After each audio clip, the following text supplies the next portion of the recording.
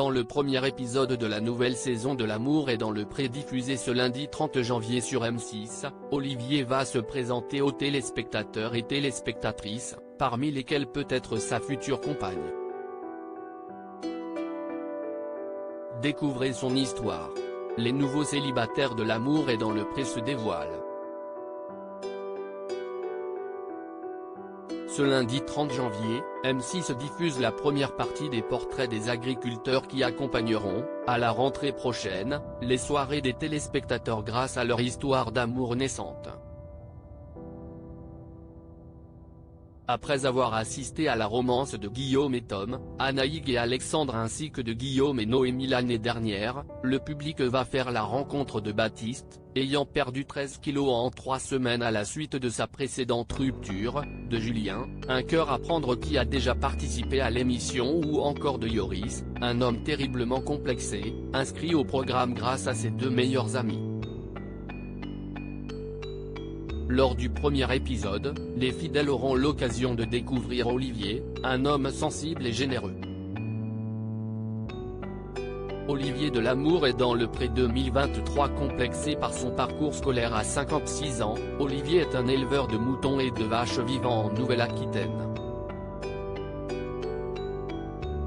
Au cours de son enfance passée aux côtés d'une famille aimante mais d'un père autoritaire, il arrête l'école en classe de 6e, ce qui reste un complexe pour lui encore aujourd'hui, puis entre en école d'agriculture.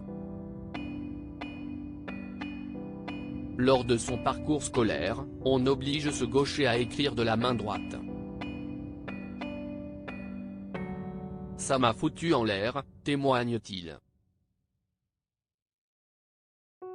Il finit par consulter un orthophoniste plusieurs années plus tard afin de s'épanouir pleinement.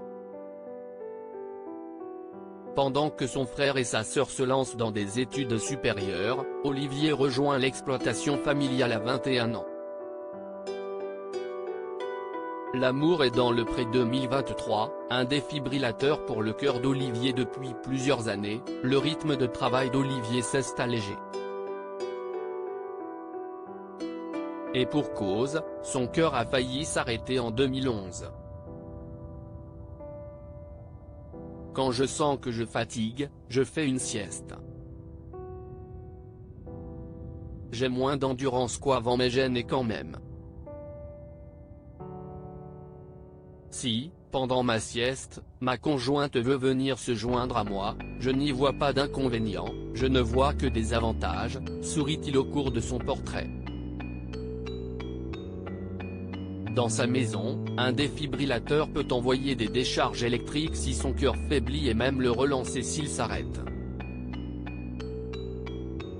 Optimiste, celui qui aurait rêvé avoir au moins 4 enfants prend désormais le temps de vivre et de voyager.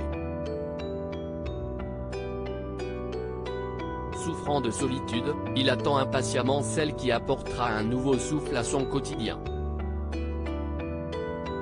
À lire aussi Les larmes me sont venues, Karine Le Marchand bouleversée par les agriculteurs de la prochaine saison de L'amour est dans le pré.